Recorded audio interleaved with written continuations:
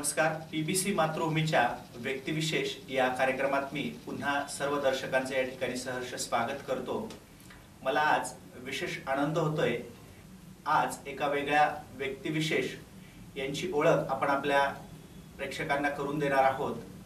अर्थात आपल्या पाचोरा तालुक्यातलेच लोहारा येथील डॉक्टर गोपाल सिंग राजपूत सर हे आज आपल्या पीबीसी मातृभूमीच्या स्टुडिओमध्ये आलेले आहेत. ते इंडियन नेव्हीमध्ये अतिशय वरिष्ठ पदावर कार्यरत आहेत. मात्र ही गोष्ट आपल्या तालुक्यात अनेकांना माहीत नाही.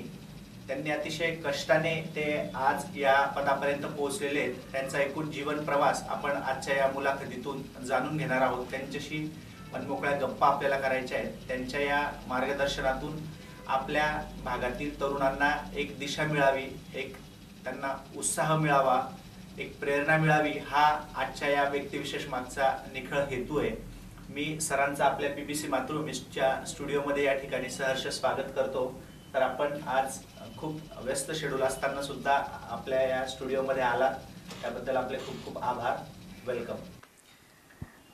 थँक्यू. ॲक्च्युली यांनी पीबीसी मातृभूमीने जो हा उपक्रम सुरू केला आहे व्यक्तिविशेष, अतिशय स्तुतिजन्य आहे. जेणेकरून आपल्या भागातले, दुर्गम भागातले किंवा ग्रामीण भागातल्या लोकांपर्यंत ही माहिती पोहोचणं खूप महत्त्वाची आहे की या भागातले लोकसुद्धा काही मागे नाहीत आणि या भागातसुद्धा टॅलेंटची किंवा मेहनतीची कमी नाही आहे, फक्त एक आत्मविश्वासाची कमी आहे. कदाचित ती या प्रोग्राममधून ती भरून निघेल अशी एक अपेक्षा आहे आणि निघायलाच हवी. जर यांनी हा कार्यक्रम सुरू केला आहे तर त्याला माझ्या खूप शुभेच्छा पण आहेत आणि मी ॲक्च्युली यांचा आभारी आहे, थँकफुल आहे की यांनी हा कार्यक्रम सुरू करून मला इन्व्हाइट केलं. तर मी पण यांचा खूप आभारी आहे त्याबद्दल. धन्यवाद sir. Doctor G.R.. Rajput sir हे ईस्टर्न नेव्हीमध्ये लेफ्टनंट कमांडर आहेत. तर मग आपण जास्त वेळ न घेता त्यांच्याकडनं त्यांच्या जीवन प्रवासाबद्दल व त्यांनी लेफ्टनंट कमांडर पर्यंतचा हा प्रवास त्यांचा कसा होता हे थेट आपण त्यांच्याकडनं जाणून घेऊया. सर, मला आपल्या बालपणाबद्दल सांगा.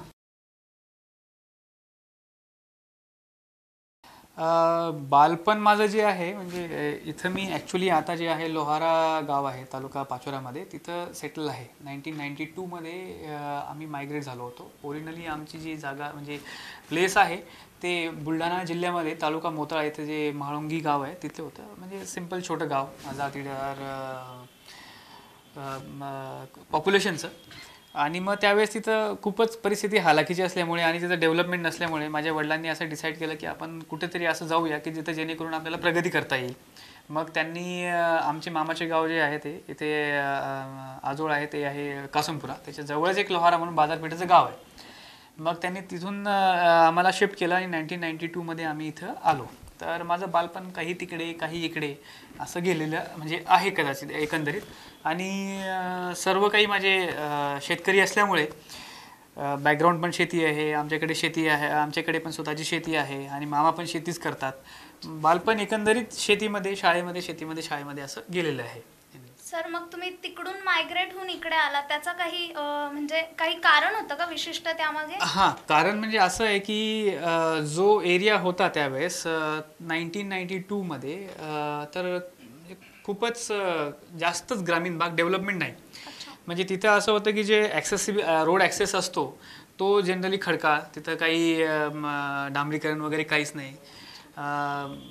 दिवसातनं एखादी एस टी वगैरे यायची, त्यामुळे वे ऑफ कम्युनिकेशन नव्हतं. शिक्षणाचं जरा एक ZP स्कूल होती, पण मग आजूबाजू जर असेल तर डायरेक्ट पेठेचं गाव होतं मोताळा म्हणून, तिथं जायचं. आणि दुसरं म्हणजे एक खास कारण असं की तिथं पिण्याच्या पाण्याची पण सुविधा नव्हती आणि आईला वगैरे खूप दूर जाऊन 5-5 किलोमीटरवरनं पाणी वगैरे आणायला लागायचं. मग हे जे आहे ते एकंदरीत वडिलांना वगैरे थोडं योग्य नाही वाटलं. त्यांना असं वाटलं की कदाचित आपण आपल्या यामुळे आपली जी पुढची जनरेशन आहे ती पण प्रगती करू शकणार नाही या दृष्टिकोनातून मग त्यांनी हा निर्णय घेतला की आपण तिथनं अशा ठिकाणी शिफ्ट होऊ की तिथं ट्रान्सपोर्टेशन फॅसिलिटी असेल किंवा शिकण्यासाठी असेल आणि हा जो दैनंदिन त्रास असतो पाण्याचा वगैरे तो नसेल. आणि मग सगळे डिस्कशन करून त्यांनी हे गाव चूज केलेलं आणि मग आम्ही तसं तिथनं शिफ्ट झालेलो. तिथली शेती विकली, इथं शेती घेतली, मग हळूहळू वाढत गेलं. सर, आपल्याशी औपचारिक गप्पा करताना काही गोष्टी लक्षात आल्या.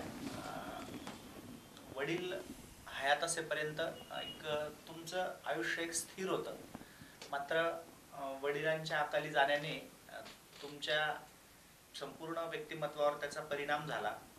नेमकी काय घटना होती आणि काय नेमकं घडलं? म्हणजे जसं मॅडमने विचारलं की बालपण वगैरे कसं गेलं. 92मध्ये आम्ही इकडे आलो. मग वडील वगैरे हयात असताना त्यांनी हॉटेल वगैरे टाकलेली आणि वडील खूप मेहनती होते, शेती वगैरे करायचे आणि आजोबा पण होते, ते हॉटेलमध्ये बसायचे. मग तोपर्यंत 1998पर्यंत आमचा प्रगतीचा आलेख वरच होता. पण मग झालं असं की जुलै महिन्यामध्ये 1998मध्ये पाऊस वगैरे पडलेला होता आणि शेतीमध्ये पण पिकं वगैरे म्हणजे उगतच होते. वडील सकाळी 7 वाजता जायचे शेतीला, संध्याकाळी 7-8 वाजता यायचे. मग ते असेच एक दिवशी सकाळी 7 वाजता गेले आणि मग त्यांना तिथं स्नेक बाईट झाला. मग स्नेक बाईट झाल्यानंतर रोड वगैरे चांगले नव्हतेच त्यावेळेस, पण मग ते सायकलवर अपडाऊन करायचे. सायकलवर त्यांनी यायचा प्रयत्न केला, पण ते मध्येच त्यांना म्हणजे चक्कर वगैरे येऊन पडले असावे कदाचित. मग पडलेत. मग तिथं परत जास्त गाड्या ये जा नसल्यामुळे कोणी लक्ष दिलं नाही. मग फायनली ते त्यांना एका गाडीवाल्याने घेतलं, त्याला लोहाऱ्याला आणलं. लोहारा PSCला घेऊन गेलेत. लोहारा PSCला घेऊन गेल्यानंतर तिथं ASV वगैरे नव्हतं. मग त्यांनी प्रिलिमिनरी ट्रीटमेंट दिली. मग त्यांनी सांगितलं की नियरेस्ट प्लेस जे आहे बिगर वनीज पहूरला आहे, पहूर RX रोड हॉस्पिटलला. मग तिथं पहूरला घेऊन गेलेत. मग पहूरला घेऊन गेल्यावर तिथं पण ASV कदाचित त्यावेळेस नव्हते. मग तिथं पण त्यांनी प्राथमिक उपचार करून सांगितलं की तुम्ही यांना जळगाव घेऊन जा. आणि मग तो असा थोडासा चक्करच पडला त्यांना. लोहाऱ्यावरनं पहूरवरनं मग जळगाव जायचं. मग त्याच्यामध्ये थोडा वेळ गेला कदाचित. आणि मग एन रूट जळगावला जात असतानाच त्यांनी म्हणजे त्यांची प्राणज्योत मालवली होती. असं मग एकंदरीत मी खूप लहान असल्यामुळे मला हे सांगितलं गेलं असं. आणि मग 1998मध्ये असं झालं. परत माझे जे वडील होते ते आमच्या आजोबांना नाजींना एकच मुलगा, बहीण वगैरे काहीच नाही. मग त्या कदाचित त्या दुःखामुळे आजोबांनी पण लगेच 3 महिन्यामध्ये आत्महत्या करून घेतली. ते झाल्यानंतर असं झालं की आजोबा पण गेले, मुलगा पण गेला. मग माझ्या आजींनी थोडंसं त्याला मानसिक धक्का पण बसला आणि परत त्यांना एक शारीरिक व्याधी पण लागून गेली. त्यांना स्टमक कॅन्सर डायग्नोज झाला. मग स्टमक कॅन्सर त्यांना झाल्यामुळे त्यांची ट्रीटमेंट करायची म्हणजे रेडिओथेरपी झाली किंवा किमोथेरपी झाली. याच्यामध्ये खूपच पैसे पण गेले. आणि परत आई म्हणजे ही एक प्रकारे 7वीमध्ये असतानाच त्यांना शाळेमधनं काढून घेतलेलं. व्यावहारिक नॉलेज शून्य होतं त्यांचं, कारण वडिलांनी कधी तशी वेळ येऊ दिली नाही. मग अचानकच माझ्या आईवर आमच्या 4 भावंडांची रिस्पॉन्सिबिलिटी येऊन पडली, प्लस आजीचा खर्च. असं करत करत म्हणजे जेवढी पण काही जमापुंजी असेल ती सर्व याच्यामध्ये गेली. आणि त्यावेळेसपासून मग आमचं डाऊनफॉल सुरू झाला एक प्रकारे इकॉनॉमिक. आणि मग आईने तरी न हारता व्यवस्थित कंबर कसून तिने सांगितले की काही हरकत नाही, मी शेती शिकणार. मग तिने शेतीत जायला सुरुवात केली. मग हळूहळू आम्हाला वाढीस लागलं. म्हणजे असा थोडासा प्रवास आमचा वर जात असताना अचानकच खाली डाऊनफॉल झाल्यामुळे थोडासा खडतर झाला थोडे. वडील सर्पदंशाने वारल्यामुळे एक जिद्द तुम्ही मनात ठेवली. तुम्ही MBBS झालात. तुम्ही त्या भागामध्ये नोकरी सुद्धा करून काही काळ डॉक्टर म्हणून तुम्ही पहूर आरोग्य केंद्रामध्ये या ठिकाणी सेवा बजावल्याचे तुम्ही औपचारिक चर्चेतून सांगितलं. नेमका MBBS ते तुमचा हा प्रवास नेमका कसा होता? म्हणजे मग आता वडील जेव्हा वारले त्यावेळेस मी 7वीत होतो. 7वीत. आणि जी मोठी बहीण होती ती होती 9वीत. एक 2 नंबरची बहीण ती होती 4थीत आणि भाऊ सगळ्यात लहान होता 1लीत होता. मग त्यावेळेस कंडिशन खूप खराब झाली. पण 7वी म्हणजे जनरली 5वीपासून मी कायम माझा फर्स्ट नंबर किंवा सेकंड नंबर असाच असायचा स्कूलमध्ये. आणि 7वीपासून कायम माझा नंबर पहिलाच राहिला. 7वी, 8वी, 9वी, 10वीपर्यंत. मग असतात म्हणजे त्याला डेस्टिनी पण म्हणतात. गावातल्या लोकांनी पण त्याची म्हणजे त्यांना जाण होती, कारण वडिलांचा स्वभाव म्हणजे हा खूपच मितभाषी होता एकंदरीत, की ज्यावेळेस ते वारलेले त्यावेळेस असं म्हणतात की जवळजवळ 5 ते 10 दिवस चूल पेटली नव्हती गावामध्ये. तर त्यांचा स्वभाव खूप चांगला होता. याचा फायदा आम्हाला जरूर झाला. फायदा असा की गावात काही लोक होती की जे आमच्या प्रती खूप कनवाळू होती. म्हणजे 2-3 नावं मला विशेष घ्यायचे वाटतात इथं, की एक जे आहे ते आमच्या गावाच्या जवळच मसास म्हणून गाव आहे, तिथले एक राजकीय पुढारी आहेत किसन पाटील म्हणून. आणि आमच्या गावातलेच आहेत 2 लोक, एक सुपुरुषेत कटारिया जे आज हयात नाही आहेत, आणि दुसरे म्हणजे त्यांचे लहान भाऊ धाकटे भाऊ महेंद्र शेठ कटारिया. तर यांनी आम्हाला खूप खूप म्हणजे खूप मदत केलेली. जसं मी सांगितलं की ज्यावेळेस आमचं इकॉनॉमिक कंडिशन खूप डाऊन होती त्यावेळेस लोक बघायचेत की हा मुलगा हुशार वगैरे आहे, तर मग यांनी पुढाकार घेतलेला किसन पाटील वगैरे यांनी की आणि त्यांनी सांगितलं की काही हरकत नाही, आपण एक वेळेस ते कटारिया साहेब आहेत त्यांना बोलूया. मग आई, मी आणि हे असे माझे मामा वगैरे ते गेलेले त्यांच्याकडे. त्यांनी सांगितलं की हा हुशार आहे, याचा नंबर 1 येतो आणि आपण समाजातले व्यक्ती म्हणून आपलं काहीतरी कर्तव्य बनतं यांच्याप्रती. मग आपण यांना दुसरी काही मदत तर देऊ शकत नाही, पण एवढं आहे की आपण यांना दिलासा देऊ शकतो आणि थोडी आर्थिक मदत करू शकतो. मग आईने त्यांना सांगितलं की काही हरकत नाही, तुम्ही जर आमच्याकडे म्हणजे थोडी मदत कराल तर आम्ही शेती वगैरे करू, आम्हाला फक्त तुमच्याकडनं थोडी मदत हवी आणि आम्ही शेती जे पीकेल ते तुम्ही तुमच्याकडे ठेवायचं आणि आपण नंतर जो पण असेल व्यवहार आपण करू. तर अशा पद्धतीने त्यांनी आम्हाला म्हणजे मदत करायला सुरुवात केली त्यावेळेपासनं. आणि मग आमचे संबंध म्हणजे थोडे घनिष्ठच होत गेले. मग 11वीत माझा परत नंबर आला, 12वीत पण फर्स्ट नंबर आला माझा. माझी 1ली ते 5वी ते 10वी जी आहे ती स्कूलिंग झाली आहे लोहाऱ्याला, आमचं जे डॉक्टर जे पंडित माध्यमिक विद्यालय इथे. आणि 11वी-12वी जे गरुड कॉलेज आहे कनिष्ठ विद्यालय तिथे शेंदोनीला, तिथे झालेली. आणि मग 12वीमध्ये 1 नंबर वगैरे आल्यानंतर तिथं म्हणजे आमचे टीचर जे होते त्यांची खूप इच्छा होती की आपल्या भागातनं जेवढे मॅक्सिमम डॉक्टर प्रोड्यूस करता येतील तेवढे करायचे. माझ्यापूर्वी 2001 बॅचचे डॉक्टर अतुल सोनार हे पण त्याच हालाकीच्या परिस्थितीत जाऊन डॉक्टर बनले होते आणि त्याच्यानंतर मी होतो तिथे. तर त्यांना खूपच अपेक्षा होती माझ्याकडनं. मग मला वास्तविक इंटरेस्ट होता तो इंजिनिअरिंगमध्ये.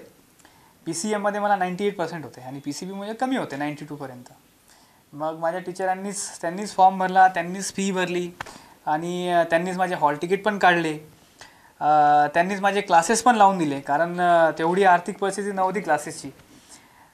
मग त्यांनी सांगितलं की काही हरकत नाही, आम्ही क्लासवाल्यांशी पण बोलून घेऊ. त्यांनी सांगितलं की आम्ही तुम्हाला 10-15 स्टुडंट देतो, पण एक हा गरीब विद्यार्थी तुम्ही तेवढा सामावून घ्या. आणि क्लासेसवालेसुद्धा म्हणजे मोठ्या हृदयाचेच होते. त्यांनी पण सांगितलं काही हरकत नाही सर, तुम्ही आम्हाला स्टुडंट नाही जरी दिले असते आणि सांगितलं असतं की याची कंडिशन अशी आहे आणि हा हुशार आहे, होतकरू आहे, तरी आम्ही त्याला दिलं असतं ॲडमिशन वगैरे. तर तिथं क्लासेस वगैरे करून घेतले. क्लासेस झाल्यानंतर जो रिझल्ट आला त्याच्यामध्ये मला चांगले मार्क होते. त्यावेळेस काहीतरी मला 200 पैकी 167 मार्क होते आणि आमच्या विजय कॅटेगरीमध्ये माझा सिंगल डिजिट रँक होता. तर त्यांना माझ्या टीचरला त्यांना तर कन्फर्म होऊन गेलं होतं की याची नंबर म्हणजे लागूनच जाणार MBBSपर्यंत. आणि तसंच झालं. राऊंड वगैरे झाला तर फर्स्ट राऊंडमध्ये मला गव्हर्नमेंट कॉलेज असतं राजीव गांधी मेडिकल कॉलेज ठाणे, इथे मला ॲडमिशन भेटून गेलं आणि मी 2003मध्ये तिथे ॲडमिशन घेतलेली. तुमच्या ॲडमिशन नंतर जे आपण कॅटेगरीतले विद्यार्थी आहात विजेचे, तर कास्ट व्हॅलिडिटी हा जो काही प्रकार आहे त्या प्रकारामध्ये तुम्हाला त्रास झाल्याचं एक माहिती आहे. काय नेमका हा प्रकार होता? आता अनुभव वाईट येतातच, म्हणजे आणि त्यावेळेसचा काळ 2003चा असा होता की थोडंसं त्यावेळेस जास्तच वाईट अनुभव आले होते आम्हाला. म्हणजे मी गव्हर्नमेंट सिस्टमवर ब्लेम वगैरे नाही करणार, कारण सगळेच तसे नसतात, पण पर्टिक्युलरली आमच्यासोबत थोडंसं म्हणजे त्यावेळेस आता असं वाटतं की थोडं चुकीचं घडलं किंवा वाईट घडलं. म्हणजे मी त्यावेळेस विजेमधनं ॲडमिशन घेतली त्यावेळेस माझं कास्ट सर्टिफिकेट होतं. कास्ट सर्टिफिकेट जे माझं इश्यू केलं होतं मला वाटतं इथे दांडगे साहेब होते वाटतं असं, किंवा 2003मध्ये मला आठवत नाही आहे एक्झॅक्टली, पण होते कदाचित, त्यांनी दिलेली. त्यावेळेस इथनं काही प्रॉब्लेम नाही झाला. पण जेव्हा कास्ट सर्टिफिकेट व्हॅलिडिटीसाठी टाकलं तर नाशिक, त्यावेळेस जळगाव किंवा धुळे सब सेंटर नव्हतं, त्यावेळेस नाशिकच होतं. आणि नाशिक म्हणजे आपल्यासारख्या लोकांना खूपच इनॅक्सेसिबल होतं. मी ॲडमिशन घेऊन टाकली. ॲडमिशन घेऊन कारण एक प्रोव्हिजन असते की तुम्ही 3 महिन्याच्या आत तुम्हाला व्हॅलिडिटी ते सादर करायची असते. मग ॲडमिशन घेऊन टाकली, त्यांना अंडरटेकिंग दिलं. त्यावेळेस असं होतं की म्हणजे माझा अनुभव सांगतो. सकाळी असं असायचं की मी तिकडनं मुंबईवरनं नाशिक यायचो हप्त्यातनं 1 किंवा 2 दिवस. त्यावेळेस माझं कॉलेज पण बुडायचं. आणि एक माझे मोठे जिजाजी आहेत, ते औरंगाबादवरनं, त्यांनी खूप मला मेहनत केली, सपोर्ट पण केलेला, मनीश्वर ठाकूर म्हणून. ते यायचे औरंगाबादवरनं नाशिकला. आमचं ठरलेलं असायचं की ऑफिस सुरू होतं 10 वाजता, पण आपण 10 वाजताचा वेट करायचा नाही, आपण 9 वाजताच पोहोचायचं. त्यांना 6 तास लागायचे, म्हणजे ते सकाळी 4 वाजता बसायचे आणि मला लागायचे 3 तास. म्हणजे मी पण सकाळी 6 वाजता बसायचो ट्रेनमध्ये. आम्ही येऊन 8 वाजता 9 वाजता तिथं हजर असायचो त्या कार्यालयाबाहेर, नाशिक जात पडताळणी समितीच्या. मग सकाळी बसून 10 वाजेपासून आम्ही वेट करायचो. तर जनरली जेवढ्या पण विजिट झाल्या आहेत माझ्या, तर मला कधीही ते म्हणजे ऑफिशियल वर्किंग आवर्समध्ये भेटायचीच नाही. कधी आम्हाला तिथले क्लर्क सांगणार की सर नाही आहेत, कधी ते सुट्टीवर असणार, त्याची पण काही आम्हाला कल्पना नसायची की सुट्टीवर किती दिवस. मग विचारायचे किती दिवस आहे ते पण त्यांना माहीत नसायचं. कधी कधी भेट व्हायची संध्याकाळी 5-5:30 नंतरच व्हायची जनरली, म्हणजे कारण त्यांचे पण दौरे वगैरे असतील, काही असेल कदाचित अतिरिक्त कारभार असल्यामुळे. मग फक्त एक एवढंच वाक्य ऐकू यायचं कानाला की तुमचं काम झालेलं नाही. म्हणजे it is just a fraction of 5 ते 10 सेकंद. 5 ते 10 सेकंदासाठी आम्ही सकाळी 8 वाजेपासून तर संध्याकाळी 7 वाजेपर्यंत बसायचो. असं करत करत म्हणजे 3 महिने संपण्याची वेळ येत होती. आणि एक भीती असते मनात की जर एवढी मेहनत केली, इथपर्यंत आलोय आपण, तर निव्वळ आपल्या एका म्हणजे स्मॉल सर्टिफिकेटमुळे हे वाया नको जायला. मग असा हातपाय मारतो आपण शेवटी. मग तिथंच बसलेले लोक वगैरे किंवा तिथले कर्मचारी ते म्हणतात की नाही तुम्हाला काहीतरी इथं द्यावं लागेल. आता काहीतरी म्हणजे आम्ही समजून गेलेलो. मग त्यांना सांगितलं, म्हटलं ठीक आहे, काही हरकत नाही, ते पण देऊ. म्हणजे त्यावेळेस असं व्हायचं की काही त्यावेळेस आम्हाला असं वाटायचं की असतील कदाचित 5,000 10,000. म्हणलं ठीक आहे. मग त्यांनी सांगितलं किती द्यायचे, तर त्यावेळेस त्यांनी आम्हाला सांगितलं तुम्हाला 80,000 रुपये द्यावे लागतात. आता एवढी मोठी अमाऊंट म्हणजे आमच्यासाठी त्यावेळेस म्हणजे इम्पॉसिबल, नेक्स्ट टू इम्पॉसिबल असं होतं. पण मग म्हणजे माझी आई जी आहे ती खूपच डॅशिंग आणि डेअरिंग पण आहे. म्हणजे तिचं नाव पण मी मदर इंडिया म्हणून सेव्ह केलं आहे माझ्या फोनमध्ये. तर तिने सांगितलं की आपण हिंमत नाही हारायची, आपण इथपर्यंत आलेलो आहे ना, काही हरकत नाही, आपल्याला वाटलंच तर आपण जमीन विकून देऊ, पण आपण हे पे करून सर्टिफिकेट घेऊ. कारण हे जेन्युन होतं. It was not at all non genuine or something, it was genuine. तर मग ठीक आहे, जमवा कसं करायचं, काय करायचं. मग अजून म्हणजे परत मी तुम्हाला तेच रिपीट करतो की हीच गोष्ट आम्ही मग आमचे जे कनवाळू लोक होते, किसन पाटील झाले, ते जैन झाले, त्यांना सांगितलं की असं आहे, तर काहीतरी मार्ग सुचवा. मग त्यांनी सांगितलं, कारण त्यांचा अशी भावना होती की आपल्या पंचक्रोशीमधनं जर कोणी मुलगा डॉक्टर होतोय तो त्यांच्यासाठी भूषणावह गोष्ट आहे. पण असं झाल्यानंतर सुद्धा पण शेवटी आर्थिक बाजू आहे, ते पण तेवढे भक्कम नव्हते त्यावेळेस. मग त्यांनी सांगितलं काही हरकत नाही, पण आपण करूया, लोकसहभागातून काही ना काही करूया. मग तसंच त्यांनी 2-3 जणांना मदत मागितली. मग त्यापैकी 25,000 जे आहेत, मला आज पण आठवतं, ते जे महेंद्र कटारिया आहे त्यांचे मोठे भाऊ सुखरू कटारिया यांनी दिलेले. आणि हे किसन पाटील जे आहे त्यांनी एक सुरेश मेडिकल म्हणून आमच्याकडे आहे, त्यांच्याकडे रिक्वेस्ट केलेली की सर उरलेले 50,000 आपण द्यावे. तर त्यांनी 50,000 दिले. असं मिळून 75 झाले. आणि मग म्हणजे माझी आई जी अशिक्षित सॉर्ट ऑफ आहे, जिने कधीही जिल्ह्याबाहेर किंवा गावाबाहेर प्रवेश म्हणजे पाय ठेवला नाही, त्यांनी ते व्यवस्थित गुंडाळून वगैरे ती स्वतः बसली ट्रेनमध्ये इथून आणि नाशिकला आली.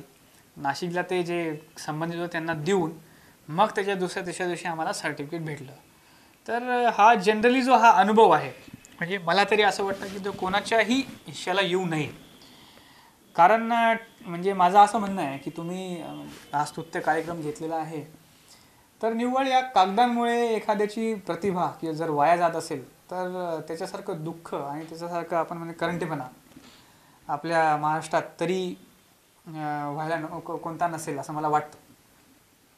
सर, एकूणच तुम्ही तुमचा जो अनुभव सांगितला त्यावरनं हे कळतं की आपल्यासमोर कितीही मोठा अडथळा आला तरी जिथे इच्छा असेल तिथे मार्ग सापडतोच. आणि तुमची आई इतकी डॅशिंग, डेअरिंग आणि मदर इंडिया होती की त्यामुळे तुम्हाला म्हणजे कुठल्याही गोष्टीत तुम्ही मागे नाही सरलात, म्हणजे त्यांची तुम्हाला साथ होती. परंतु सर तुम्ही सांगितलं आता की तुमची आर्थिक परिस्थिती खूप हालाकीची होती आणि MBBS म्हटलं की थोडं कॉस्टली करिअर ऑप्शन असं डोक्यात येतं आणि त्याहून तुम्ही मुंबईला होते असं तुम्ही सांगितलं. मग तुम्ही तो खर्च, सेमिस्टर, बुक्स वगैरे हा कसा मॅनेज केला? म्हणजे बरोबर बोलले तुम्ही. 2003मध्ये त्यावेळेस MBBSची खूप क्रेज होती मेडिकलची. CET पण नवीन होती. तर सगळ्यांना असं वाटायचं की MBBS तर व्हायलाच पाहिजे, डॉक्टर व्हायलाच पाहिजे. पण सायमल्टेनियसली त्यावेळेस असं पण होतं की एक वेळेस तुम्हाला MBBS करायचं असेल तर 1 वर्षाचा खर्च तुम्हाला कमीत कमी 10 ते 15 लाख रुपये लागतो. एक प्रकारे ते असं डोक्यात होतं. म्हणूनच मी आमच्या सरांना सांगायचो की सर मला MBBS करायचं नाही आहे, मला मॅथमध्ये चांगले मार्क्स आहेत तर मी इंजिनियर होऊन जाईल. कारण इंजिनियर त्यावेळेस काही जास्त खर्च वज नसायचा. पण माझ्या सरांनी सांगितलं की अरे तुझा जर खर्चामुळे तुझं मागे येत असेल, पण जर तू व्यवस्थित अभ्यास केला, CETमध्ये चांगले मार्क्स आले तर तुझं फ्री सीटमध्ये नंबर लागेल गव्हर्नमेंट कॉलेजला, तिथं काहीच खर्च नाही आहे. आणि इनफॅक्ट म्हणजे माझे टीचर आहेत 11वी-12वीचे, त्यांचं आवर्जून मी तुम्हाला नाव म्हणजे सांगू इच्छितो. एक माझे फिजिक्सचे टीचर आहेत मांडवडे सर, ते आता रिटायर्ड झालेत, चाळीसगावला सेटल आहेत. त्यांचा पण मुलगा डॉक्टर आहे, त्यांची मुलगी पण BDS आहे. त्यांची मुलगी आणि मी सोबत 11वी-12वीला होतो. आमचे दुसरे शिक्षक केमिस्ट्रीचे टीचर होते VD पाटील सर, तिसरे बायोलॉजीचे सपकाळे सर, मॅथ्सचे शहा सर, मराठीचे चव्हाण सर आणि इंग्लिशचे संघवी सर. या सगळ्या सरांनी मला हेच सांगितलं की तू आहेस, तुझ्यामध्ये कॅलिबर आहे, तू खर्चाची चिंता करू नकोस. गव्हर्नमेंट झालं तर तुझं गव्हर्नमेंट सीटमध्ये सिलेक्शन होऊन जाईल आणि तू फक्त MBBS कर. कारण आज डॉक्टर म्हटलं तरी त्याला समाजामध्ये प्रतिष्ठा आहे. त्याच्यामुळे आम्हाला तरी वाटतं की तू ते करावं. मग त्या दृष्टीने जसं मी सांगितलं की माझे जे शिक्षक होते मांडवडे सर, VD पाटील सर, त्यांनीच माझे फॉर्म पण भरले, त्यांनीच माझी फीस पण भरली, त्यांनीच हॉल तिकीट पण केलेत आणि त्यांनीच मला क्लासेस पण लावून दिलेत. त्यांनी सर्व मला गायडन्स केलं आणि शेवटी मला चांगला रँक आल्यावर मी त्यांना म्हणजे माझं सिलेक्शन झालं त्यावेळेस पहिला फोन मी त्यांनाच केलेला की सर माझं असं सिलेक्शन झालेलं आहे गव्हर्नमेंट सीटमध्ये. आणि त्यांनी जे सांगितलं ते अतिशय खरं होतं. म्हणजे मी तुम्हाला माझी फी सांगतो. MBBS फर्स्ट इयरला माझी फी जी होती ती 1800 रुपये होती, सेकंड इयरला जवळजवळ ती 1500 रुपये, थर्ड इयरला 250 आणि थर्ड पार्टूला 250, बस. म्हणजे लेस दॅन 5000 रुपीजमध्ये माझा MBBS कम्प्लीट झाला. आणि मी जेव्हा इंटर्नशिप करतो तेव्हा मला स्टायपेंड भेटायचं 1700 रुपये. म्हणजे ते माझे पैसे इंटर्नशिपमध्ये बसून घेऊन गेले. शिक्षणाचा मला खर्च नव्हता, तो एक भाग म्हणजे टेक केअर झाला, तो म्हणजे एकदम सुटकेचा निश्वास सोडला होता मी ज्यावेळेस ते फी स्ट्रक्चर बघितलं त्यावेळेस. पण मग मुंबईसारख्या आणि दुसरं म्हणजे मला सोलापूर वगैरे पण भेटत होतं. पण एक म्हणजे माझे जवळचे नातेवाईक आहेत डॉक्टर सिंगल म्हणून, ते जॉईंट डायरेक्टर व्हेटरनरी बोर्डचे रिटायर्ड झालेत. त्यांनी मला सांगितलं होतं की मुंबई अशी आहे की ज्याच्यामध्ये लेटेस्ट टेक्नॉलॉजीज आणि ॲडव्हान्सेस लवकर येतात. आणि मुंबईकडे काय असतं की लोकांचा ट्रीटमेंटसाठी ओढा असतो. तर इथं जर ॲडमिशन वगैरे घेतलं तर तुझा म्हणजे क्लिनिकल स्किल खूप चांगले असते. तर मी मग मुंबईला ॲडमिशन घेतली. प्रश्न असा पडायचा की आता मुंबईमध्ये सर्व्हाइव्ह कसं करायचं. बुक्स, कारण मेडिकलचे बुक्स खूप महाग असतात. मग गेल्या असं होतं की पहिले आधी मी बुक्स सॉर्ट आउट केला. आम्ही आमचे जे डीन वगैरे होते त्यावेळेस त्यांना रिक्वेस्ट केली की सर माझी परिस्थिती अजिबात नाही आहे बुक्स घेण्यासारखी, आपल्या लायब्ररीमध्ये बुक्स आहेत ते मला तुम्ही फक्त वापरण्यासाठी द्यावेत, त्याचं जर काही म्हणजे फाटले वगैरे तर मी त्याला व्यवस्थित करून देईल. तर त्यांनी ती ॲग्री केलेली. त्यामुळे ते बुक्सचं एक जे आहे ते टेन्शन गेलं. पण मग आता राहिला खर्च. आता खर्चामध्ये असं होतं की म्हणजे बोलता बोलता मी तुम्हाला बोललो पण होतो आपल्याकडे सालदार महिंद्राची सिस्टम आहे. तर एक महिंद्राला असतो 1500 रुपये महिना, म्हणजे 50 रुपये रोज. तर मी असं डिसाईड केलं होतं त्यावेळेस आणि की आपण 50 रुपये रोज आपण वापरायचे आपल्या स्वतःच्या खर्चासाठी, त्यावर निघू शकतो खर्च. आणि त्यावेळेस आई पण तशी म्हणायची की आपल्याकडे त्यापेक्षा जास्त आपण खर्च करू शकत नाही.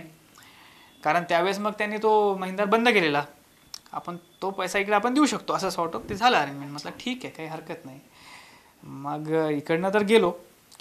पण तिथं गेल्यावर कळलं की एक वेळेचा टिफिन जो आहे तोच तुम्हाला 20 रुपयाला भेटतो, 2 वेळचे झाले तुमचे 40 रुपये, 50 रुपयामध्ये कसं वागणार. मग थोडीशी शक्कल लढवत या निष्कर्षापर्यंत आलो की सकाळचा जो ब्रेकफास्ट आहे थोडा लेट करायचा. क्लिनिकल पोस्टिंग झाल्यावर 10, 10:30, 11 वाजता त्याच्यामध्ये आपले पाव वगैरे खाऊन घ्यायचे, त्याच्यामुळे पोट भरतं एकदम गच्च. आणि मग जो जेवणाचा डबा 1 वाजता येतो तो दुपारी 3-4 वाजता खायचा. आणि मग संध्याकाळी काय करायचं, जेवणाच्या वेळेस म्हणजे 9 वाजायच्या आधी 8-8:30 वाजता परत एक वेळ नाश्ता करून घ्यायचा, त्याच्यामध्ये पण गच्च पाव खाऊन घ्यायचे.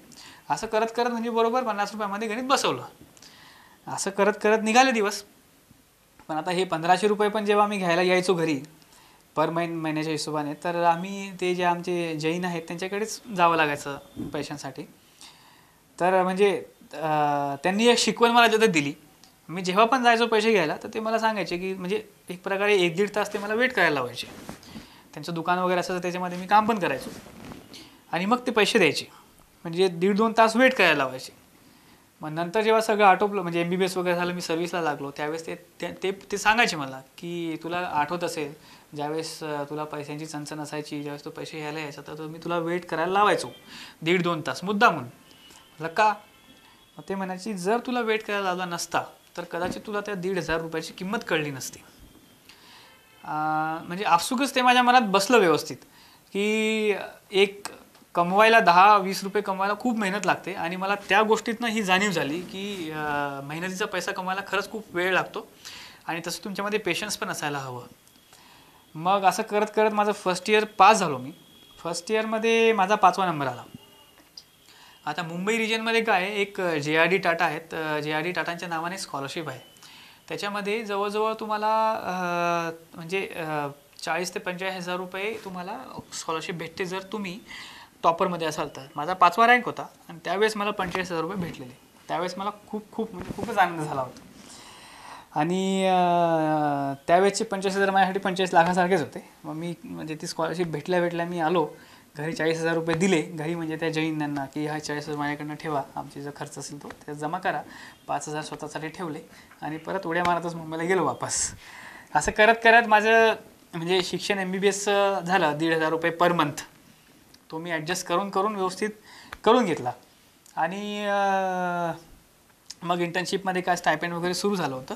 मग त्याच्यामध्ये काही प्रॉब्लेम झाला नाही जनरली. 2008मध्ये मी पासआउट झालो. 2009मध्ये इंटर्नशिप कंप्लीट केली फेब्रुवारीमध्ये. सर MBBS तुमचं इतकं सुरळीत झालं म्हणजे तुम्ही स्कॉलर होतात, टॉपर होतात, मग आता तुमच्या नावासमोर लेफ्टनंट कमांडर. आता वेगवेगळे करिअर ते हो थोडंसं वाटतं ते म्हणजे ॲक्च्युली जी माझी रँक आहे ती सर्जन लेफ्टनंट कमांडर आहे. तर नेव्हीमध्ये काय असतं की डॉक्टर कोणताही असला तरी त्याच्या नावाच्या आधी प्रिफिक्स सर्जन लागतं. ठीक आहे. तर म्हणजे जरी ते वेगवेगळे वाटत असले तरी मी आहे डॉक्टरच तिथे. फक्त एवढंच आहे की नावासमोर रँक लागली आहे, अदरवाईज दुसरं काही नाही. MBBS नंतर असं होतं की माझा जो भाऊ आहे, लहान भाऊ, तो 12वी पास झाला होता इमिजिएटली 2009मध्ये. आणि त्यावेळेस अनफॉर्च्युनेटली कदाचित गायडन्स न भेटल्यामुळे किंवा त्याच्या थोड्याशा हराकरीमुळे त्याने CET दिली नाही, अटेम्प्ट नाही केली आणि त्याला हॉटेल मॅनेजमेंटला जायचं होतं. तर मग त्यावेळेस हॉटेल मॅनेजमेंटचा जो खर्च होता एक दिवसाचा, तो 1 वर्षाचा तो 75,000 रुपयाच्या आसपास होता. त्यावेळेस जरी माझं MBBS कंप्लीट झालं होतं तरी प्रायमरी कंडिशन एवढी काही इम्प्रूव्ह झाली नव्हती. मग मी असा विचार केला की जर मी 1 वर्ष थांबून MDसाठी प्रिपरेशन केली, MDचं माझं होऊन जाईल, पण मग माझ्या भावाचं 1 वर्ष कदाचित वाया जाऊ शकतं. कारण आई दोघं भावांचा खर्च उचलण्यासाठी समर्थ नव्हती. मग मी असा डिसिजन घेतला की आपलं MBBS झालं आहे, कदाचित आपण MD 2-3 वर्षानंतर परत करून घेऊ, जेणेकरून त्याच्यामुळे आपल्या भावाचं वर्ष वगैरे वाया जाणार नाही. मग मी निर्णय घेतला की आपण इकडे येऊ. आणि ते एक डोक्यात होतंच की आपल्या ग्रामीण भागामध्ये मेडिकल फॅसिलिटीज नाही आहेत आणि माझ्या वडिलांचे जे अनफॉर्च्युनेट इन्सिडेंट झाला होता, कदाचित जर ASP लोहाऱ्याला किंवा पहूरला असती तर त्यांचे प्राण आज वाचले असते. तो पण एक डोक्यात विचार होता. मग ते असं जुळून आलं आणि मग मी 2009मध्ये पहिली पोस्टिंग जी घेतली ती रुरल हॉस्पिटल पहूरला घेतली. आणि जिथं माझे वडील जाऊन आले होते तिथे ASP नसल्या कारणाने ते वारले. मग मी असं विचार केला की आपण तिथंच घेऊया, कारण पहूर ही बाजारपेठची जागा आहे. तिथं जवळजवळ 10 ते 15 खेडे अटॅच आहेत आणि तिथं ह्या केसेस खूप जास्त होतात. माझ्या आधी तिथे डॉक्टर अतुल सोनारांनी पण जॉईन केलं होतं. त्यांनी पण तिथे खूप डेव्हलपमेंट सुरू केली होती. मी पण जॉईन केलं आणि first thing that I had done की मी आधी तिथे ASP उपलब्ध करून गेलो. म्हटलं याच्यामुळे तरी, याच्या ॲब्सेसमुळे तरी कोणाचे प्राण नको जायला, जोपर्यंत मी इथं आहे तोपर्यंत. 2009 फेब्रुवारीमध्ये मी जॉईन केलं तिथे आणि कदाचित म्हणजे तुम्ही पत्रकार आहात तर तिथले भरपूर लोक तुमचे मित्र वगैरे असतील तर तुम्ही विचारू शकतात त्यांना. कदाचित सोमकुवर डॉक्टर नंतर तोच एक असा पिरियड होता that is called the golden era of the पहुरारेज. कारण सोमकुवर हे सोडून गेलेले 1992 मध्ये. त्याच्यानंतर तिथं स्थायी स्वरूपात कोणीच डॉक्टर नव्हतं. 2008 मध्ये अतुल सोनार आले आणि 2009 मध्ये मी आलो, तेव्हा त्यांना स्थायी स्वरूपात डॉक्टर भेटले. जोपर्यंत आम्ही होतो आणि आमच्या एक बॅच नंतरपर्यंत. आता सुद्धा तिथे स्थायी स्वरूपात कोणी नाही आहे, म्हणजे जशी मला माहिती आहे त्या संदर्भात. आणि मग आम्ही हळूहळू त्या म्हणजे रिजनची डेव्हलपमेंट केली, त्या हॉस्पिटलची डेव्हलपमेंट केली. जिथं आधी असं होतं की त्या हॉस्पिटलला टाळं होतं ते आम्ही त्यांना उघडून तिथं अद्ययावत म्हणजे डिलिव्हरीज म्हणा किंवा पेस्टिसाईड पॉयझनिंग म्हणा किंवा स्नेक बाईट म्हणा किंवा बाकी फीवर वगैरे केसेस म्हणा, ते सगळे आम्ही तिथे मॅनेज केलेले आहेत. आणि जसं तुम्ही बोललात की आता डायरेक्ट डॉक्टरवरनं इकडे सर्जन लेफ्टनंट कमांडर कसं, तर 2009 मध्ये मी जेव्हा जॉईन केलं त्यावेळेस तिथं एक ॲड बघितली सहज न्यूजपेपरमध्ये की short service commission officer required for the Indian arm forces. मग सोना डॉक्टर आणि मी पण डिसाईड केलं की जाऊन एक वेळेस इंटरव्ह्यू देऊया. मग आम्ही गेलेलो इंटरव्ह्यू द्यायला दिल्लीला, आर्मी हॉस्पिटल RNR, इथे इंटरव्ह्यू होते त्यांची. मग तिथं गेलो, तिथं असेच 6-7 लोक होते इंटरव्ह्यू घेणारे. मग त्यांनी विचारायला सुरुवात केली की तुम्ही काय करतात काय नाही आणि तुम्ही काय काय मॅनेज केलेलं आहे. मग आम्ही त्यांना सगळं सांगितलं. म्हटलं सर आम्ही असं असं आहे, डिलिव्हरीज आहे, तुमचे स्नेक बाईट आहे, पॉयझनिंग आहे, फीवर आहे, कॉम्प्लिकेटेड केसेस आहे, ॲक्सिडेंट आहे, पॉलिट्रॉमा आहे, आम्ही मॅनेज करतो. मग त्यांनी म्हणजे त्यांचं असं होतं की त्यांना विश्वास बसेना की असं कसं होऊ शकतं, प्लेन MBBS तुम्ही आणि एवढं कसं काय, तुम्ही काहीतरी म्हणजे असं वाटतं की तुम्ही खोटं बोलताय. म्हटलं नाही सर तुम्ही विचारा ना काही. मग त्यांनी विचारले, सर्वच प्रश्न विचारले त्यांनी की हे कसं करतात ते कसं करतात. मग त्यांना मी प्रॅक्टिकल ऑन ग्राउंड जसं केलं तसं करायचो, कारण आम्ही रात्री 12 वाजता उठून पण तेच काम करायचो. मग त्यांनी विचारलं की असं कसं शक्य, एवढं कसं मॅनेज झालं. मी त्यांना सांगितलं सर आमचा रुरल एरिया आहे, त्याच्यामध्ये ह्या गोष्टी चालूच असतात आणि आम्ही त्या डॉक्टरमध्ये फर्स्ट कॉन्टॅक्ट, त्या रिजनमध्ये ॲज अ डॉक्टर म्हणून फर्स्ट कॉन्टॅक्ट पॉईंट आहे, त्यामुळे ते आमच्याचकडे येतात आणि आम्हालाच मॅनेज करावं लागतं आणि मग स्टेबल झाल्यावर आम्ही त्यांना रेफर करतो. मग त्यावेळेस रेशो जो होता तो 70-30% होता. म्हणजे 70% जनरली रिजेक्ट करायचे, 30% ॲक्सेप्ट करायचे आणि सुपर स्पेशालिटी डॉक्टर पण असायचे. त्याच्यामध्ये माझं आणि अतुल सोनार डॉक्टर दोघांचं सिलेक्शन झालेलं. मग आम्ही जेव्हा वापस आलो, पोस्टिंग ऑर्डर नंतर आलेली. पोस्टिंग ऑर्डर आली तर मला भेटलेलं आर्मीमध्ये बेस हॉस्पिटल दिल्ली. मग आता कसं असतं ना, आईची माया असते. तिला सांगितलं की आर्मीमध्ये सिलेक्शन झालं आहे, दिल्लीला जातो मी, निघतो. मग त्यावेळेस आई एकदम ॲडमेंट की नाही नाही असं थोडी आहे, तू खूप दूर चालला आहेस, दिल्ली म्हणजे खूपच दूर आहे आणि आर्मी म्हटल्यावर आम्ही ऐकलं आहे की ते तुम्हाला काश्मीरला पाठवणार, अरुणाचल प्रदेशला पाठवणार, वर्ष 2-2 वर्ष तुम्हाला सुट्ट्या नाही भेटत. मग त्यावेळेस तिने मायेपोटी जाऊच दिलं नाही की मी जायचंच नाही, पहूलला आहे तर पहूललाच करायचं. मग तसंच जी स्टोरी ती सोना डॉक्टरांसोबत पण झाली, त्यांनी पण जॉईन नाही केलं. मग ते राहून गेलं. मग नंतर पण ते एक वेळेस ते तिथं गेल्यानंतर बघितल्यानंतर म्हणजे मी असा भारावून गेलो होतो आर्मी हॉस्पिटल RNRला गेल्यानंतर की यांना फॅसिलिटीज पण आहे, हे देशाची सेवा पण करतात, रुग्णांची पण केअर करतात आणि लेटेस्ट टेक्नॉलॉजी पण आहे. याच्यामुळे आपण जे आता पहूरला करतोय त्याच्यापेक्षा म्हणजे कित्येक पटीने आपण इथं देऊ शकतो देशाला. मग परत सेकंड टाईम जी आहे, परत ॲड बघितली, परत गेलो, परत तोच सवाल, परत तसंच झालं. ते मेंबर्सला विश्वास बसत नव्हता कारण मेंबर्स चेंज होते. मग त्यांना परत सांगितलं. मग त्यांना सांगितलं की मागच्या वेळेस मला आर्मीचं भेटलेलं. मग त्यांनी सांगितलं की बा का म्हणजे तुम्ही का जॉईन नाही केलं. मग त्यांना सांगितलं बघा सर असं असं आहे, घरचं वडील नाही आहेत, घरचा मोठा आहे, त्याच्यामुळे आईला वाटतं की दूर नको जायला. मग ते म्हणले पण आता ठीक आहे, पोस्टिंग जरी जवळ दिली तरी मग नंतर पोस्टिंग येणार नाही याचं काय म्हणजे तर काही गॅरंटी देऊ शकत नाही. मग मी सांगितलं सर जर होता होईल तर पहिली पोस्टिंग जी आहे ती महाराष्ट्रात द्या, जेणेकरून ते आईला सांगायला बरं पडेल की महाराष्ट्रातच आहे, म्हणजे तिथनं थोडासा पाय तरी काढता येईल मला. कदाचित त्यांना ते बरं वाटलं असेल म्हणून त्यांनी मला नेव्हीमध्ये पोस्टिंग ऑर्डर दिली आणि माझी पहिली पोस्टिंग जी होती ती 2010 मध्ये जूनमध्ये लोणावळा इथं दिली. आणि मग माझा प्रवास जो आहे म्हणजे मग आईला सांगितलं की बघ मागच्या वेळेस दिल्ली होती तू जाऊ नाही दिलं, आता लोणावळा जवळच आहे, कधी पण येऊ शकतो. मग त्यांनी मला ठीक आहे जवळ आहे तर जा असं म्हणजे त्यांची पण परमिशन घेतली आणि मग जॉईन केलं 18 जून 2010ला. एकूण सर तुमच्या बोलण्यातून हे समजलं की तुम्ही फक्त रिस्पॉन्सिबल सिटीजनच नाहीत तर एक रिस्पॉन्सिबल भाऊ, एक रिस्पॉन्सिबल मुलगा देखील आहात. सर मग आता पोस्टिंग वगैरे झाली, मग यानंतर तुमचा एक्सपिरियन्स कसा होता? तिथला एक्सपिरियन्स म्हणजे चांगला आणि थोडा खडतर. एकंदरीत असं आहे की मी जॉईन केल्यानंतर इमिजिएटली तिथे एक आमचं स्पेशल कार्डर असतं सबमरीन पाणबुडी सेक्शन. त्याच्यामध्ये मी ऑप्ट केलेलं. ते व्हॉलेंटियर म्हणून मागतात की जर कोणाला जॉईन करायचं असेल तर करा please. Generally more or less doctor लोक जॉईन नाही करत, कारण थोडंसं तिथं रिस्की आहे म्हणून. मी ऑप्ट केलेलं आणि माझं सिलेक्शन पण झालं. सिलेक्शन झाल्यानंतर मग मला ट्रेनिंगसाठी त्यांनी जे INS सत्वाना म्हणून आमचा बेस आहे विशाखापट्टणमला, तिथं पाठवलं त्यांनी सबमरीनचं ट्रेनिंग. आता सबमरीनमध्ये काय असतं की डॉक्टर्स, इंजिनियर्स वगैरे सगळे असतात आणि पाण्याखाली असतं. थोडा रिस्की प्लॅटफॉर्म आहे. तर आमचा एक कन्सेप्ट असतो की सगळ्यांना थोडं नॉलेज सगळ्या गोष्टीचं पाहिजे. म्हणजे मी डॉक्टर आहे म्हणजे मला डॉक्टरचं नॉलेज असेल तिथं असायलाच हवं, पण बाकीचे जे इंजिनियर्स वगैरे असतात त्यांना पण असायला हवं. एकदा कदाचित माझी तब्येत बिघडली किंवा मला काही झालं तर ते टेक ओव्हर करू शकतात. तसं आमची जी ट्रेनिंग होती ती ऑल इन्क्लुझिव्ह होते. मग मी सत्वाना जेव्हा गेलो होतो तेव्हा आम्हाला ते इंजिनिअरिंग सब्जेक्ट्स शिकवायचे. ते एक्सपेक्टेड होतं की डॉक्टरने सुद्धा इंजिनिअरिंग शिकायला पाहिजे, इमर्जन्सीमध्ये काम येतं. मग एक गंमत म्हणून सांगतो की तिथे आमचे 28 बॅचमेट होते, सगळे इंजिनियर आणि मी एक डॉक्टर, 29. मग 3 महिन्याची ट्रेनिंग झाली, एक्झाम घेतली, इंजिनिअरिंग सब्जेक्टची होती. झालं काय, रिझल्ट आला तेव्हा मी टॉपर होतो. सर तुम्ही एकूण बॉन्ड टॉपर होता तसं आमच्या लक्षात येतंय. बॉन्ड वगैरे काही नाही. एक म्हणजे तुम्हाला आठवतं ना, मी सांगितलं ना की मला इंजिनियरच व्हायचं होतं 12वीमध्ये. त्याच्यामुळे त्याची कसर मी तर भरून काढली. तेव्हा होता नाही आलं. मग आता तसं मग झालं काय की मी 3 महिन्यानंतर त्यांच्यापासून स्प्लिट झालो आणि आमच्या डॉक्टर स्पेशल ट्रेनिंगसाठी इथं आलो मुंबईला.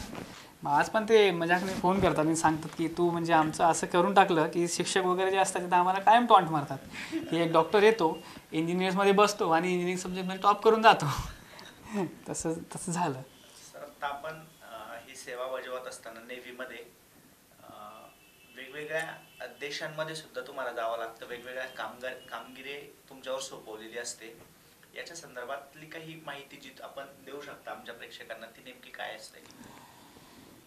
जनरली जे पाणबुडी सेक्शन किंवा सबमरीन सेक्शन असतं त्याच्याविषयी जास्त डिस्कशन होत नाही मीडियावर म्हणा किंवा बाहेर म्हणा याच्यामध्ये, कारण हा एक स्पेशल प्लॅटफॉर्म आहे.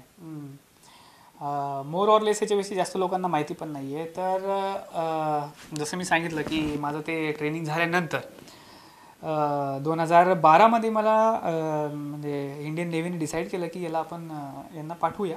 रशियामध्ये आमची एक पाणबुडी होती जी रिपेअरसाठी पाठवली होती. जे जनरली पाठवत असतो आपण, कारण रशियन जे गव्हर्नमेंट आहे किंवा रशियन वर्कर्स आहेत ते खूप एक्सपर्ट आहे या बाबतीमध्ये. त्यांना वर्ल्ड वॉर 1-2 पासून एक्सपिरियन्स आहे. आपल्याकडे पण आता हळूहळू सगळं टेकअप होतं आहे. आपण पण आता काही मागे राहिलो नाही आहे. त्यावेळेस माझं सिलेक्शन झालं, मी गेलो तिकडे. मग तिथले जे रिपेअर्स वगैरे होतात त्याला आपल्याला ऑब्झर्व करायचं असतं आणि काही सजेशन असतील आपल्याला मॉडिफाय करायचे असतील.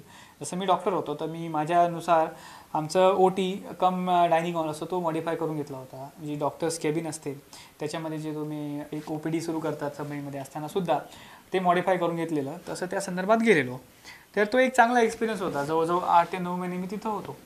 आणि मग ते सगळं झाल्यानंतर जेव्हा ती एकदम फिट होऊन गेली सबमरीन आमची सेलिंगसाठी किंवा जाण्यासाठी, तर 28 जानेवारीला रशियावरून आम्ही सुरू केलं आमचा प्रवास सबमरीनमधूनच 28 जानेवारी 2013ला.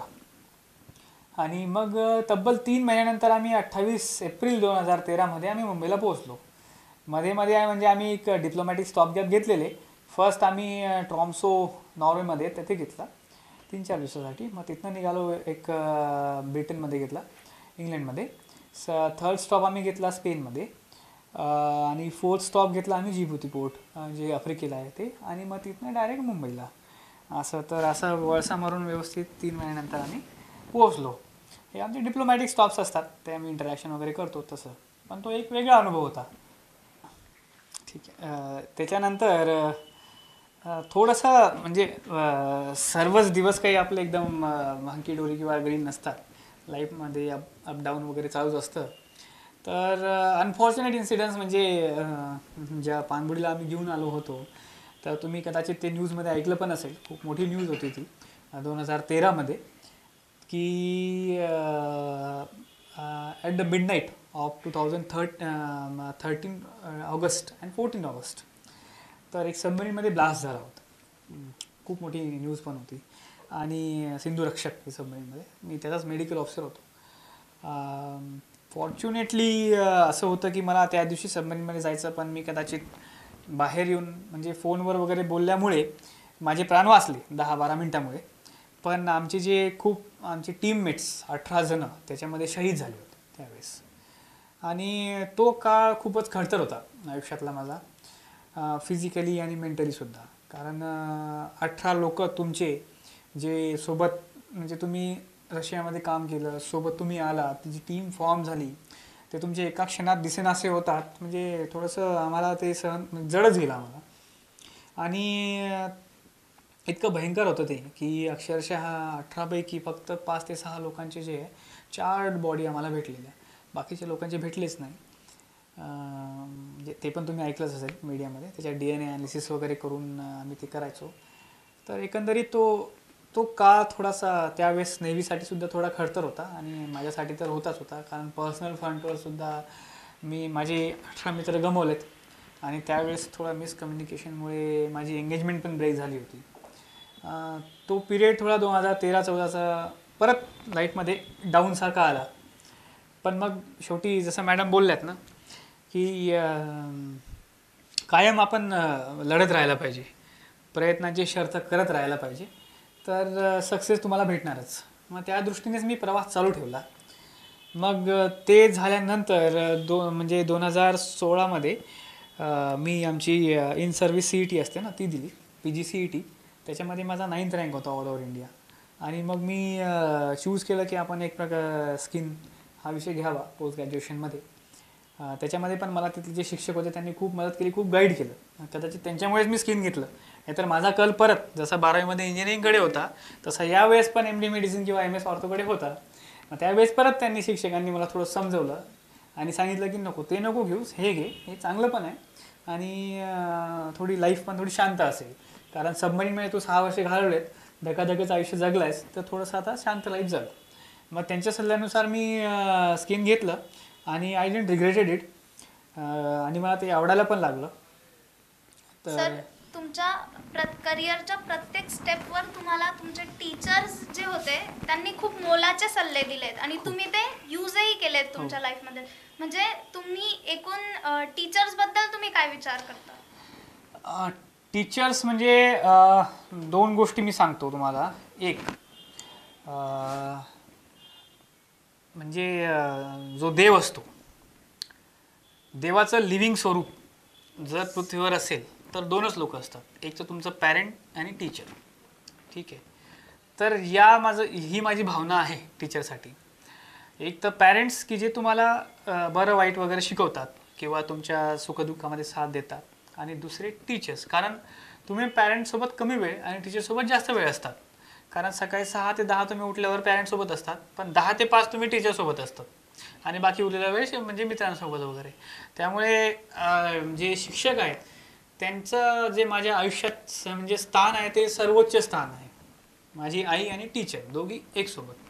तर माझा असा विचार आहे म्हणजे माझ्या शिक्षकांसंदर्भात. आणि त्यांनी जेव्हाही मला सल्ले दिलेत आणि मी ते फॉलो केले तेव्हाही मला ते अतिशय चांगले दिलेत आणि त्याचा मला आयुष्यामध्ये फायदा झाला आहे. कारण ते तेवढे हुशार असतात आणि त्यांना लाईफचा एक्सपिरियन्स पण असतो आणि आमच्यासारखे बॅचेस त्यांनी घडवलेले असतात. त्याच्यामुळे कोणत्या मुलासाठी काय बरं आणि काय वाईट हे तेच व्यवस्थित सांगू शकतात. तर म्हणजे टीचरसाठी माझी जागा देवाची आहे. शिक्षक हे आपल्याला देवाप्रती आहेत.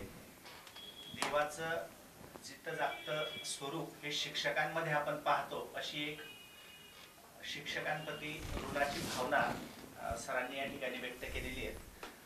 आपले आई वडील आणि शिक्षक यांच्यामुळेच आपलं आयुष्य घडतं आणि विद्यार्थ्यांनी त्यांच्या मोलाच्या सल्ल्याकडे कधीही दुर्लक्ष करू नये असा एक विचार त्यांनी या ठिकाणी बोलून दाखवलेला आहे.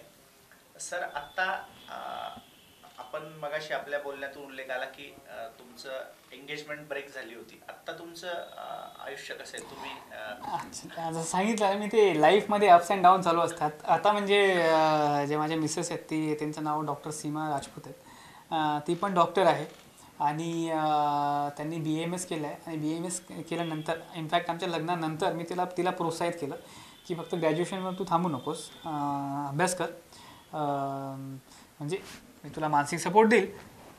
तसं तिने अभ्यास पण केला. तिचा CETमध्ये नंबर पण चांगला आला आणि CET थ्रू आता ती MD करते पंचकर्ममध्ये नाशिक कॉलेजला आणि मला 1-2 वर्षाचा मुलगा पण आहे. म्हणजे त्या फ्रंटवर एकदम चांगलं आहे.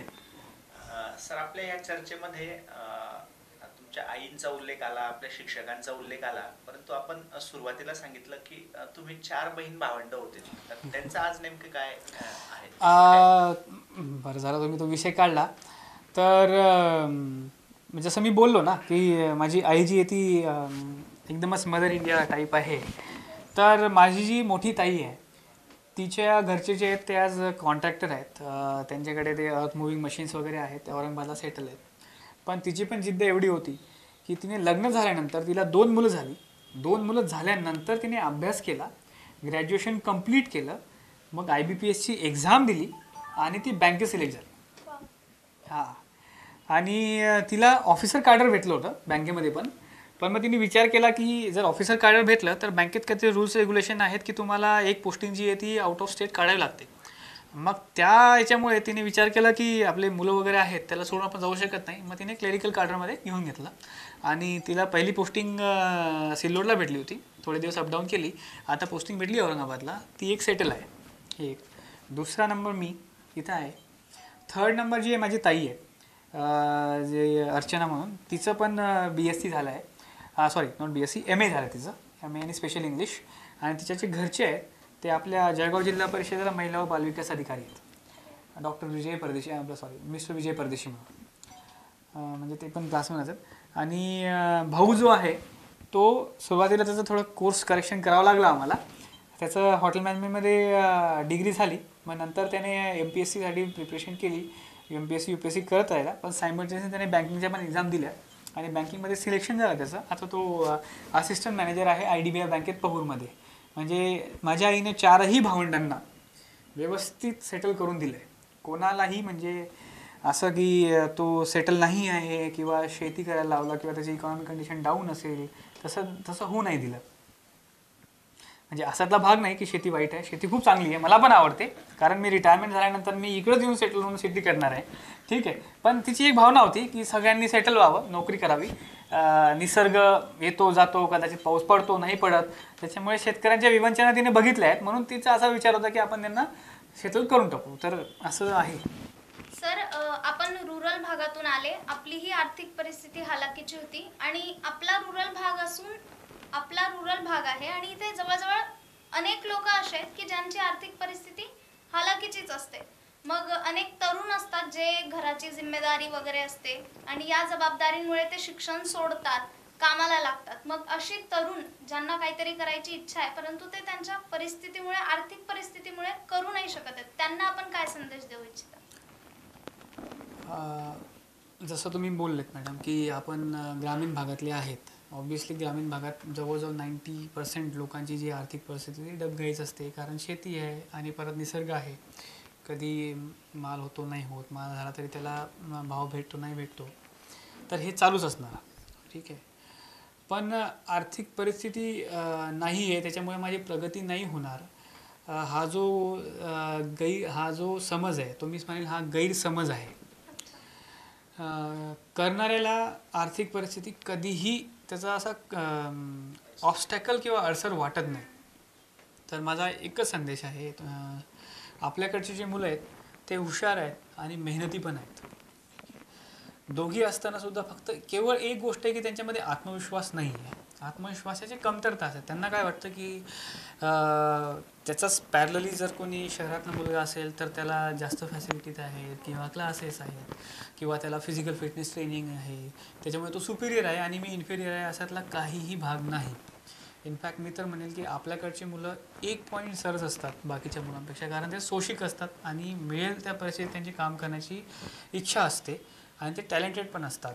कारण आपल्याकडे टचवूड म्हणजे अजून पण आपली जी ZP स्कूल झाल्या किंवा आपल्या स्कूल झाल्या त्यांचं कन्सेप्ट चांगलं आहे. तर माझा एकच संदेश आहे की आर्थिक परिस्थितीला अजिबात न घाबरता तुमचं जे काम आहे किंवा तुमचं टार्गेट आहे ते त्याच्याकडे वाटचाल चालू ठेवणं आणि त्या दृष्टीने मेहनत करणं हेच तुमच्यासाठी एकदम यशाचं नमक असेल.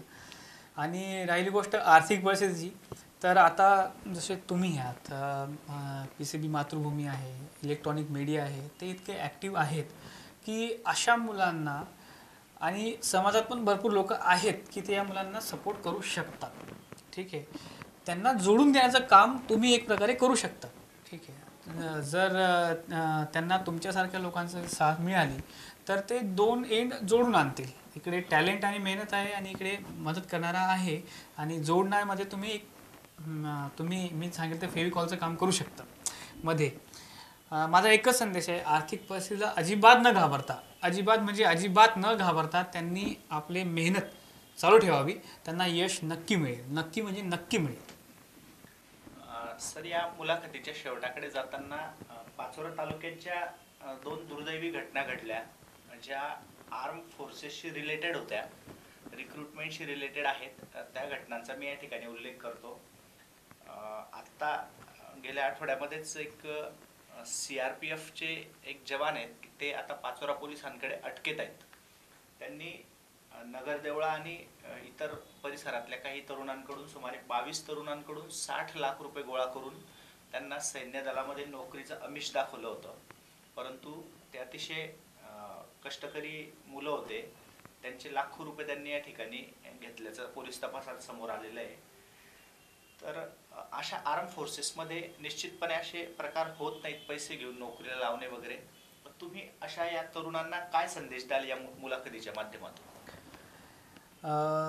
जसं तुम्ही सांगितलं की या घटना खरंच दुर्दैवी आहेत, अशा व्हायला नको. आणि माझा संदेश तोच असेल मुलांना की आर्म फोर्सेस अजून तरी त्या लेवलपर्यंत पडलेली नाही आणि there is 100% transparency in the recruitment process. म्हणजे रिक्रुटमेंट प्रोसेसमध्ये 100% पारदर्शकपणा आहे. जर तुम्हाला कोणी सांगत असेल की मी असा अधिकारी आहे किंवा अशा रिक्रुटमेंट सेलमध्ये आहे आणि माझे कॉन्टॅक्ट्स आहेत, मी तुम्हाला भरती करू शकतो, तर तो निव्वळ खोटं बोलत आहे हे मानून चालणार.